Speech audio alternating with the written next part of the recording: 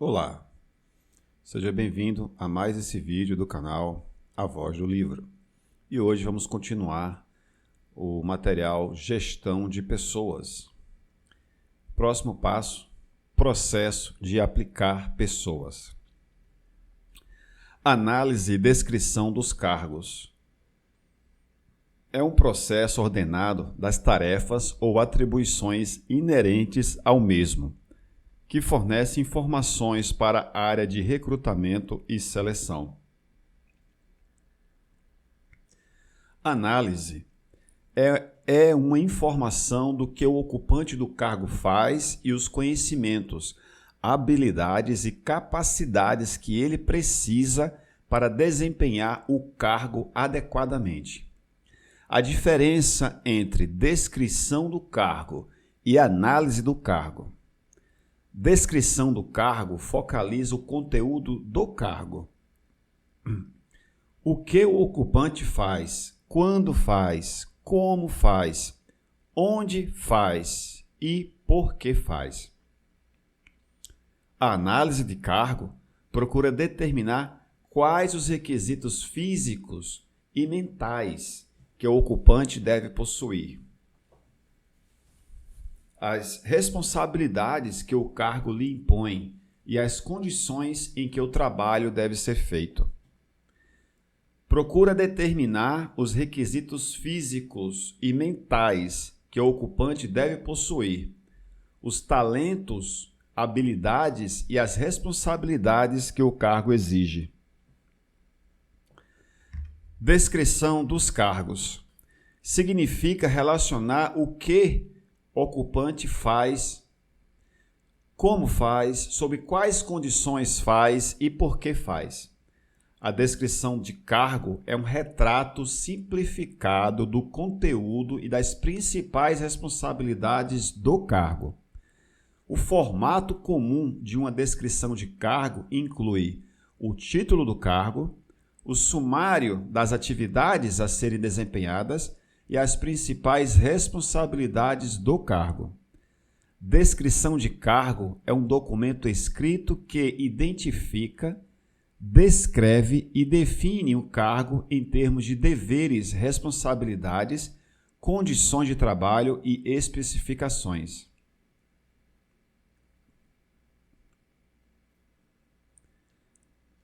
Desenho de cargo.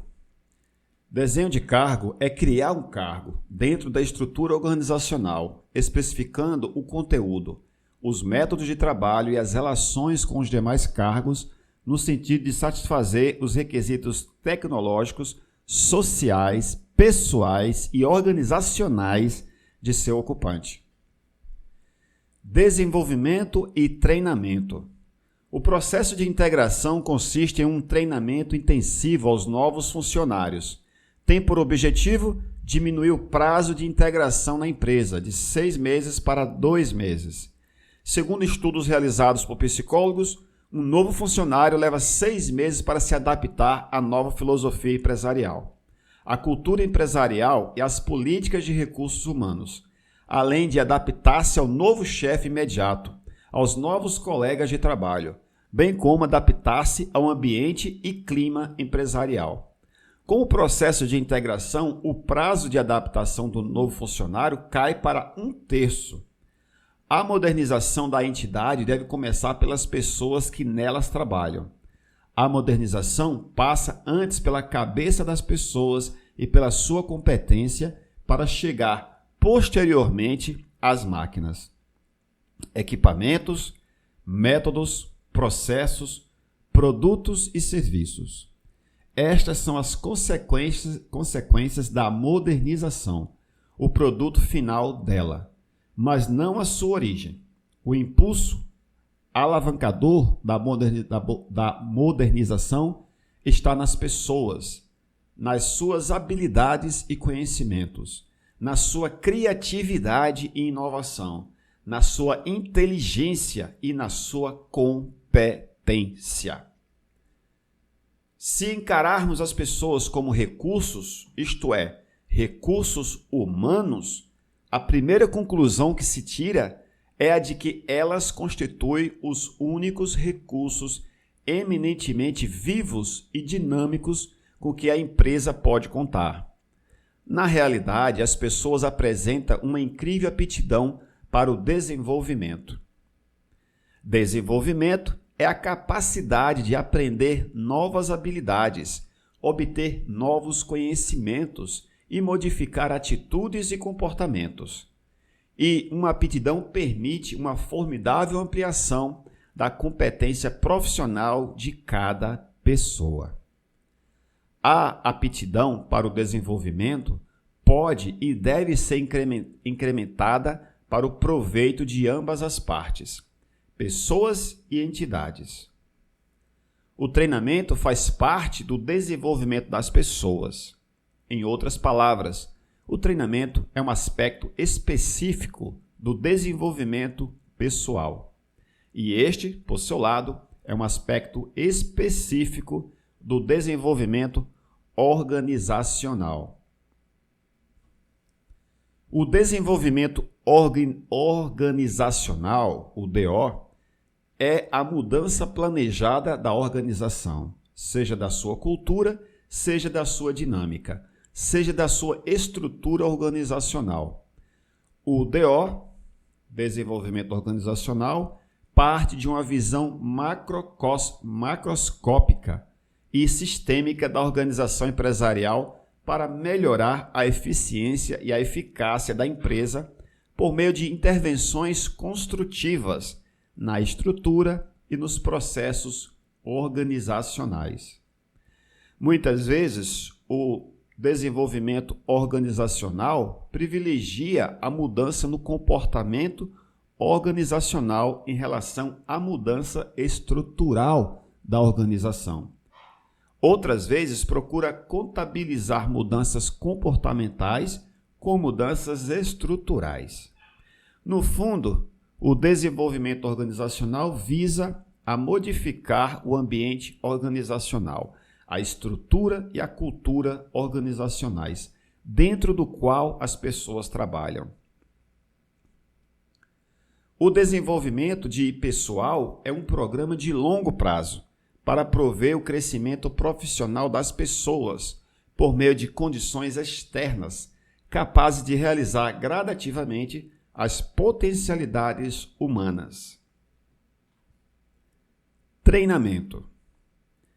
Programas de curto prazo. Imediatismo nos resultados. Preparação para o cargo. Desenvolvimento de pessoas. Programas de médio prazo. Resultados imediatos. Preparação para a carreira. E desenvolvimento organizacional. Programas de longo prazo, abordagem sistêmica, mudança planejada da organização. Enquanto o desenvolvimento organizacional é sistêmico e abrangente, o desenvolvimento de pessoal é orientado para a carreira de cada pessoa e o seu contínuo desdobramento frente a objetivos de longo prazo. Já o treinamento parte de uma visão microscópica e de curto prazo. O treinamento é o ato intencional de fornecer os meios para proporcionar a aprendizagem. A aprendizagem é uma mudança no comportamento humano decorrente de novos conhecimentos, novas habilidades, novas atitudes e novos conceitos. Assim, o treinamento pode envolver 4 tipos de mudanças de comportamento, a saber: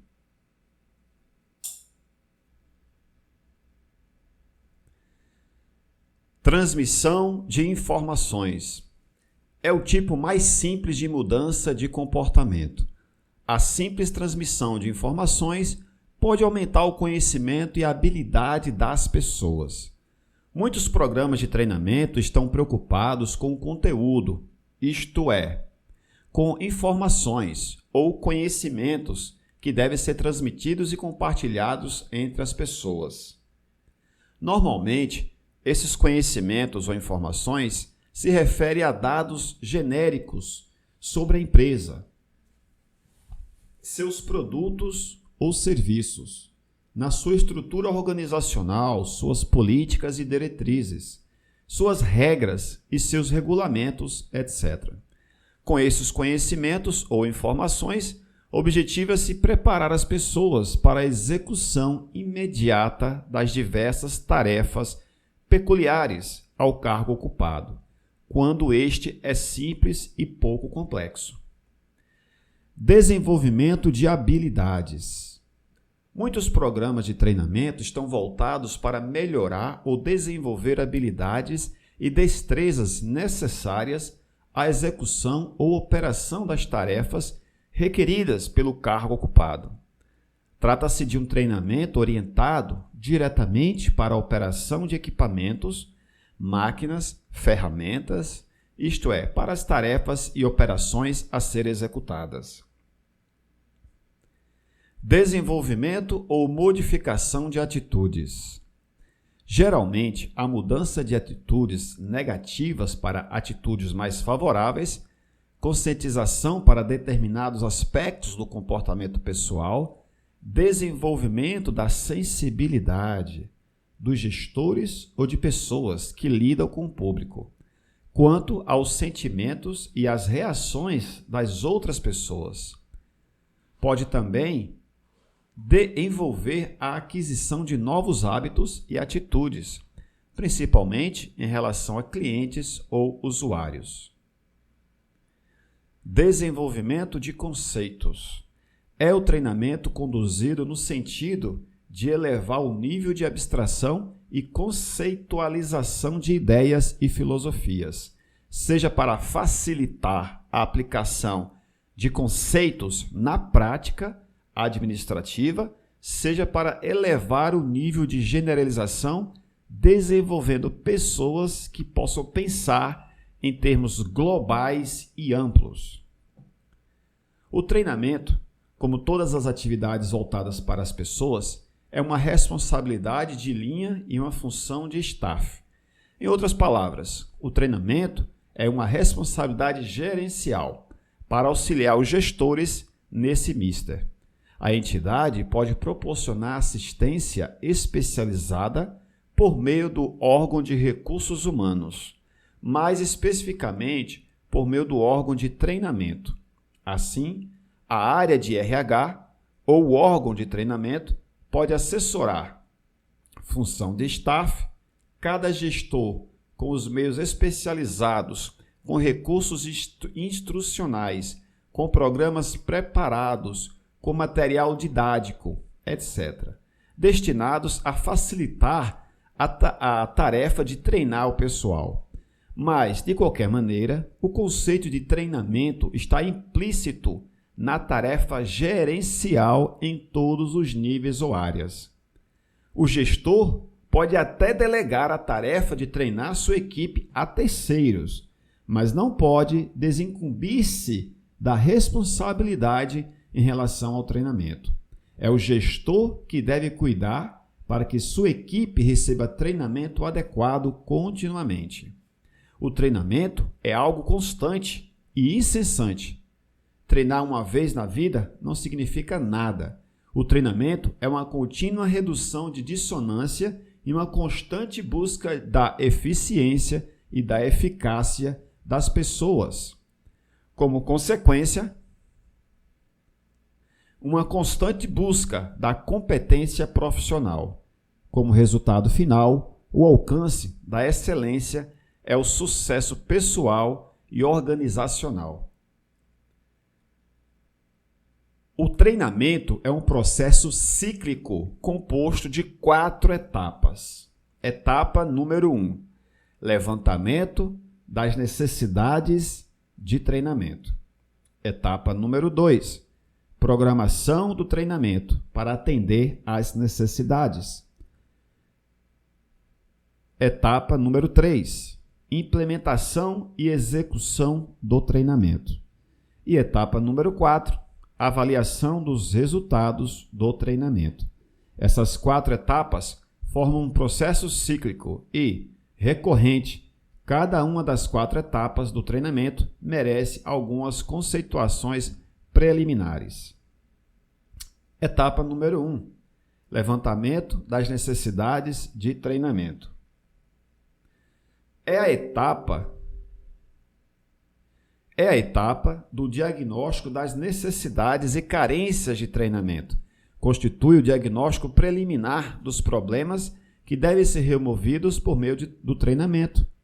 O levantamento das necessidades pode ocorrer em 3 diferentes níveis de análise, a saber: primeiro, análise da organização. Envolve a análise da entidade como um sistema, como uma totalidade, para verificar a situação, os objetivos organizacionais e as necessidades globais de competência e habilidades. Enfim, a estratégia da entidade para, a partir dela, estabelecer a estratégia para o treinamento das pessoas. Os objetivos da entidade, os planos de expansão ou de encolhimento, o lançamento de novos serviços, etc., constitui quase sempre novas necessidades de treinamento. Segundo, análise departamental. Envolve a análise de cada área da entidade como um subsistema, para verificar os objetivos departamentais, as necessidades de competências e habilidades para detectar as necessidades de treinamento a serem supridas. Os objetivos do departamento, os planos de aumento de eficiência e de eficácia, os resultados da avaliação do desempenho do pessoal quase sempre constituem novas necessidades de treinamento. 3. Análise das tarefas e operações. Envolve a análise das tarefas e operações de cada cargo para verificar os requisitos que o cargo exige de seu ocupante e as competências e habilidades que este deve possuir. A diferença entre os requisitos que o cargo exige do ocupante e as suas habilidades atuais constitui a diferença que representa uma necessidade de treinamento. Na realidade, o diagnóstico de treinamento significa um esforço de manutenção corretiva das carências de conhecimentos, habilidades, destrezas e competências que são necessárias para o desempenho das atividades. As entidades bem-sucedidas se preocupam mais com a manutenção preventiva, antecipar-se a essas carências, promovendo o treinamento antes e não depois que novos conhecimentos, habilidades e competências se tornem necessários e imprescindíveis. Programação do treinamento. Feito o diagnóstico, segue-se a terapêutica, ou seja, a segunda etapa, a programação do treinamento. A escolha e a prescrição dos meios de tratamento para sanar as necessidades e carências indicadas ou percebidas. Em outras palavras, feito o levantamento das necessidades de treinamento, passa-se à programação do treinamento. Programar treinamento é estabelecer previamente os itens do quadro a seguir. Cada um dos itens apresentados deve ser dimensionado para, no conjunto, proporcionar condições de implementação do treinamento da maneira mais eficiente e eficaz possível. E, com isso, remover ou suprimir as necessidades de treinamento ao custo mais baixo. Primeiro, o que deve ser ensinado? O conteúdo do treinamento. Segundo, quem deve aprender? Treinando ou aprendizes. Terceiro, como se deve ensinar? Métodos e recursos instrucionais. Quarto, quem deve ensinar? Treinador ou instrutor. 5. Onde deve ser ensinado? O local de treinamento. E 6. Quando deve ser ensinado? Época ou periodicidade. Terceira etapa é implementação do treinamento. Constitui o terceiro passo do processo cíclico de treinamento. Refere-se à aplicação da terapêutica planejada. Em outras palavras, significa a execução da programação do treinamento nas pessoas ou nas áreas que apresentam sinais de necessidade de treinamento. Frequentemente, a execução do treinamento cabe ao gestor ou à própria pessoa que apresente sintomas de necessidade de treinamento. Na realidade, o treinamento é uma responsabilidade de linha e uma função de staff. A assessoria de recursos humanos pode, em função do levantamento das necessidades, planejar ou projetar uma programação de treinamento para que sua execução possa ser aplicada no próprio local pelos gestores ou pelos servidores carentes, ou ainda por meios externos. Quarta etapa: avaliação dos resultados do treinamento. É a etapa final do processo. Serve para verificar se os sintomas desapareceram ou se ainda persistem, ou seja, se diagnóstico, terapêutica e sua aplicação foram bem-sucedidos, ou se algum deles falhou. Da mesma maneira como foi feito o levantamento das necessidades de treinamento, em 3 níveis de análise, a avaliação dos resultados deve cobrir igualmente o nível organizacional, o nível departamental e o nível individual dos cargos e tarefas. Muitos gestores se frustram com resultados sofríveis de certos programas de treinamento. Quase sempre o gestor deixa de decidir sobre os resultados a alcançar para então decidir como chegar até lá. Ou seja, definir os objetivos do treinamento e depois escolher a estratégia mais adequada para alcançá-los. O treinamento é um meio para se chegar a um fim, mas não é o fim em si mesmo. O propósito da entidade não é ter treinamento, mas pessoas treinadas e habilitadas. O treinamento somente pode ser solicitado face a 2 situações. Há algo que a equipe não sabe como fazer, ou a equipe precisa estar apta a executar. Se a equipe já sabe como fazer, ou está apta a um determinado trabalho, não há necessidade de treinamento. O treinamento, por qualquer outra razão, é totalmente desnecessário e não vai melhorar nada. O treinamento é indispensável quando a equipe precisa saber algo que não sabe.